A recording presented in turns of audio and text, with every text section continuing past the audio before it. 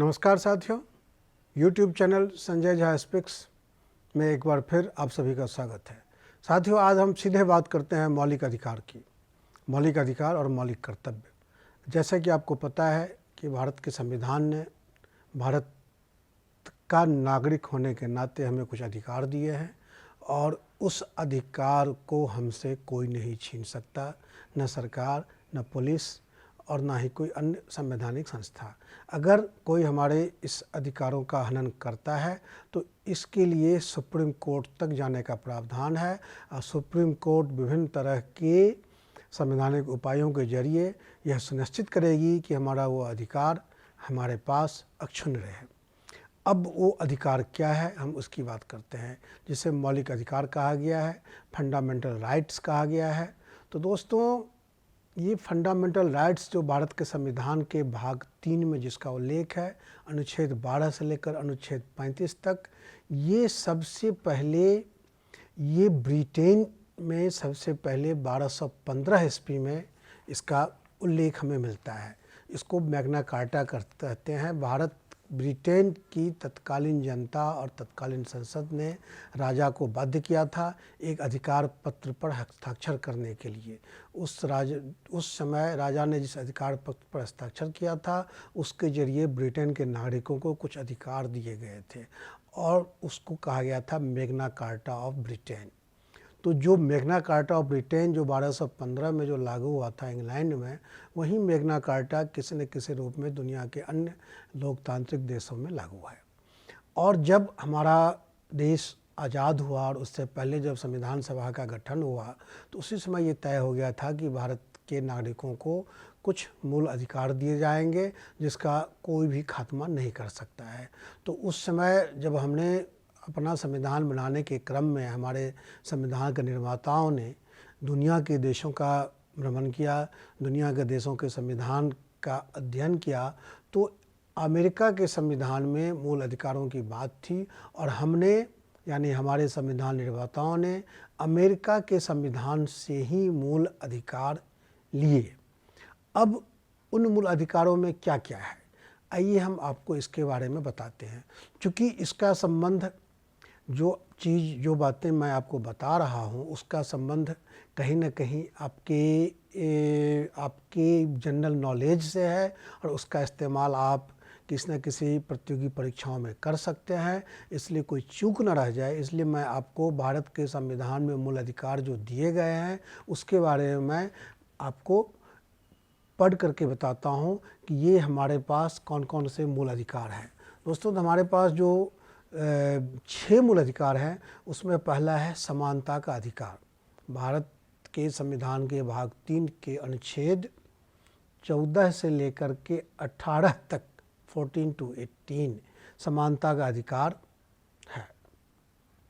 उसमें समानता का अधिकार यानी जाति, वर्ग, लिंग आदि के आधार पर समानता, क्षेत्र के आधार पर समानता, जाति के आधार पर समानता, ये मतलब भारत ये सुनिश्चित करता है कि भारत के नागरिक के सारे अधिकार, सारे कानूनी अधिकार समान रूप से दिए गए हैं। हमारे पास वोट देने का अधिकार है। जैसे हमारे वोट का मतलब है वैसे ही किसी अमीर और करोड़पति के वोट का मतलब है। जैसे एक सवर्ण के वोट का मतलब है वैसे एक दलित जाति के वोट का भी मतलब है। इसे कहते हैं समानता का अधिकार और ये संविधान के अनुच्छेद 14 से 18 तक में दिए गए हैं। उसके बाद दूसरा है स्वतंत्रता का अधिकार। 19 से लेकर के संविधान के अनुच्छेद 19 से लेकर 22 के बीच में ये आपका स्वतंत्रता का अधिकार है। यानी एक नागरिक के होने के नाते आपको बहुत सारी स्वतंत्रता दी गई है। आपको बोलने की आज़ादी दी गई है, आपको धर्म की आज़ादी दी गई है, अपने हिसाब से अपना पंथ चुनने की आज़ादी दी गई है। तो ये जो आज़ादी है इसका वर्णन 19 से 22 अनुच्छेद के बीच में है। तीसरा जो सबसे महत्वपूर्ण है वह है शोषण के विरुद्ध अधिकार। यदि आपका कोई शोषण करता है, आपके जैसे मान लो आप किसी कंपनी में काम करते हैं या आप किसी गांव में रहते हैं, गांव में कोई अमीर लोग हैं, सवर्ण लोग हैं, किसी फैक्ट्री में आप काम करते हैं, तो उस जगह आपका शोषण ना हो, इसलिए भारत के संविधान ने हमें वो अधिकार से हमें जो है वो हथियार दिया है शोषण के विरुद्ध अधिकार, जिससे कि हम उसके विरुद्ध, अपने शोषक के विरुद्ध हम कोर्ट में जा सकते हैं। ये शोषण का जो अधिकार है वो संविधान के अनुच्छेद 23 और 24 में है। उसके बाद है धार्मिक स्वतंत्रता का अधिकार, ये 25 से 28 के बीच में है, यानी हम धार्मिक रूप से स्वतंत्र हैं।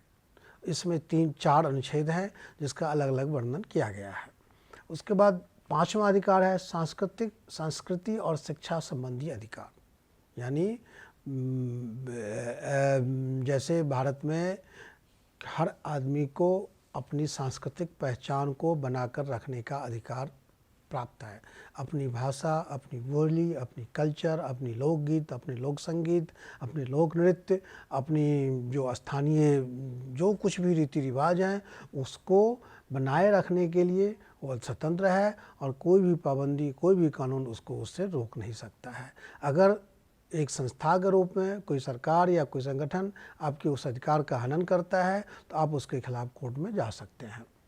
6ठा अधिकार है संवैधानिक उपचारों का अधिकार, यानी अगर ऊपर के किसी अधिकार का आपका हनन होता है, कोई हनन करता है तो आप इसके लिए संविधान के अनुच्छेद 32 के तहत आप सुप्रीम कोर्ट, हाई कोर्ट का दरवाज़ा खटखटा सकते हैं और सुप्रीम कोर्ट विभिन्न माध्यमों से संबंधित व्यक्ति को, संबंधित संस्था को तलब कर सकती है और आपका अधिकार आपके पास सुरक्षित रहे, इसका वो उपाय कर सकती है। साथियों, इसके साथ हमें संविधान की मूल संविधान में एक 7वां अधिकार भी था, मौलिक अधिकार, जो संपत्ति का अधिकार था, जो 1942 के संशोधन में संपत्ति के अधिकार को मौलिक अधिकार से हटा दिया गया। पहले ये था कि आपकी संपत्ति आपकी है, कोई आपको छीन नहीं सकता, कोई ले नहीं सकता, लेकिन अनुच्छेद उसको हटाने के बाद ये कानूनी अधिकार में दे दिया गया 319 में, और ये कहा गया कि राष्ट्रहित में अगर सरकार चाहे तो किसी की संपत्ति का अधिग्रहण कर सकती है।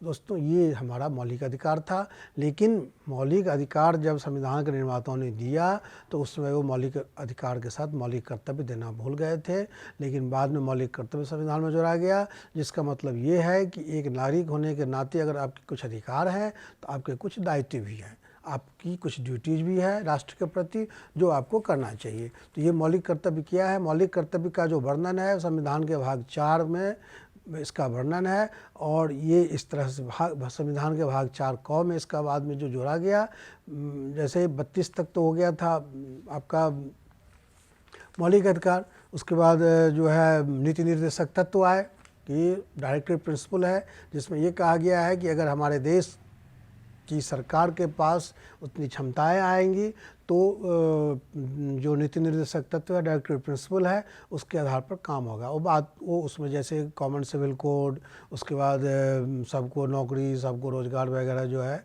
नीति निर्देशक तत्व में है, लेकिन वो सरकार पे छोड़ दिया गया है। लेकिन उसी के अंतिम पार्ट में भाग 3 में मौलिक अधिकार है, भाग 4 में नीति निर्देशक तत्व है, और नीति निर्देशक तत्व के साथ ही 4 क जोड़ा गया जिसमें मौलिक अधिकार का वर्णन है। अब ये मौलिक अधिकार क्या है? ये 10 हैं, जिसको मैं आपको इसी तरह से बताता हूँ जैसे मैंने मौलिक कर्तव्य के अधिकार के बारे में सुना था।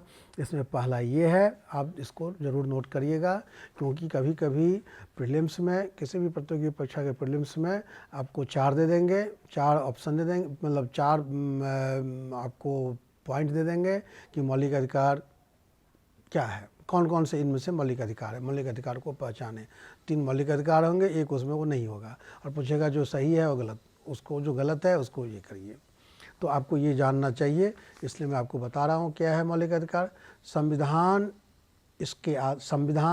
इसके आदर्शों, राष्ट्रध्वज, राष्ट्रीय गीत व राष्ट्रीय गान का सम्मान करना। आपको एक नागरिक, देश का नागरिक होने के नाते इन चीज़ों का सम्मान करना चाहिए। दूसरा, राष्ट्रीय स्वतंत्रता संग्राम को प्रेरित करने वाले महान आदर्शों को संजोए रखना तथा उन्हें अपने जीवन में अपनाना। क्या है? राष्ट्रीय स्वतंत्रता संग्राम को प्रेरित करने वाले महान आदर्शों को संजोए रखना तथा अपने जीवन में अपनाना। तीसरा है भारत की संप्रभुता, एकता और अखंडता को बनाए रखना तथा इसकी रक्षा करना। चौथा है देश की रक्षा करना तथा आह्वान किए जाने पर राष्ट्रीय सेवा के लिए तत्पर रहना। अगर देश को ज़रूरत पड़ती है तो अपील की जाएगी सरकार के द्वारा और आपको देश की सेवा के लिए हाजिर होना पड़ेगा। 5वां है भारत के सभी लोगों के बीच धार्मिक, भाषाई क्षेत्र या वर्ग के भेदभावों से ऊपर उठकर धार्मिक, भाषाई क्षेत्र या वर्ग के भेदभावों से ऊपर उठकर सद्भाव व आपसी भाईचारे की भावना को बढ़ावा देना तथा ऐसी कुप्रथाओं का त्याग करना जो स्त्रियों के सम्मान के विरुद्ध हों। ये आपका 5वां है। 6ठा है देश की साझी संस्कृति, जिसे गंगा यमुना संस्कृति कहा गया है, का सम्मान करना, उसका संरक्षण करना।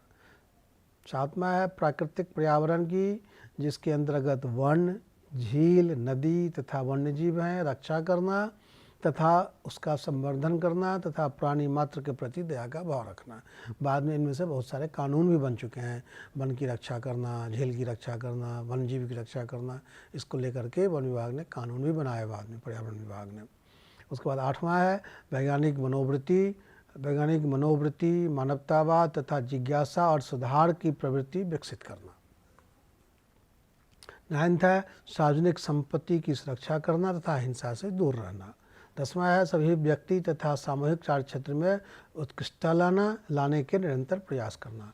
क्या है? सभी व्यक्ति तथा सामूहिक कार्य क्षेत्र में उत्कृष्टता लाने के निरंतर प्रयास करना। साथियों, ये हमारे 10 मौलिक अधिकार हैं, 10 मौलिक कर्तव्य है, जिसे देश का नागरिक होने के नाते इन कर्तव्यों को करना हमारी ड्यूटी है। लेकिन इसके साथ दिक्कत क्या है कि जैसे मौलिक अधिकार